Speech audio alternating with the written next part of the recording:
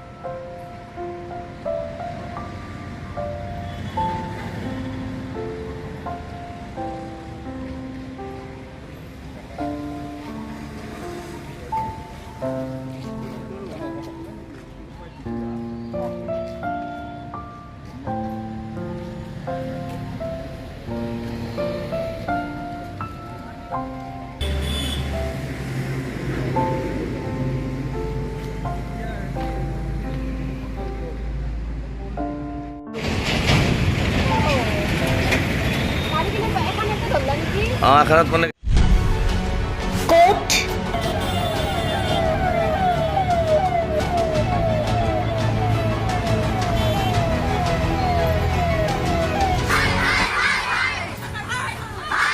কিয় কেনেকৈ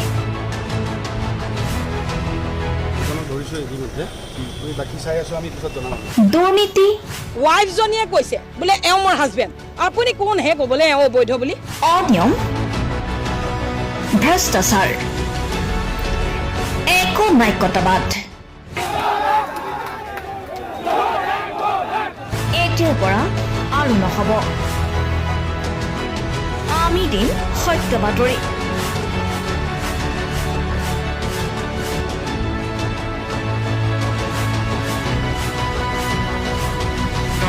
নিজকে সংস্থাপিত কৰাৰ বাবে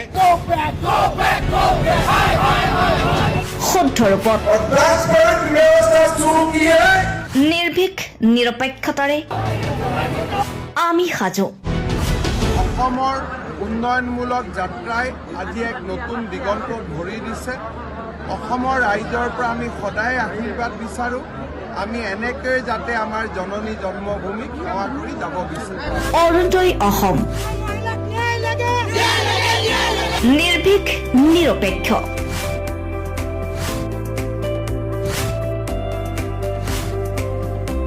ৰাইজৰ বাবে ৰাইজৰ পক্ষত অৰুণোদয় অসম।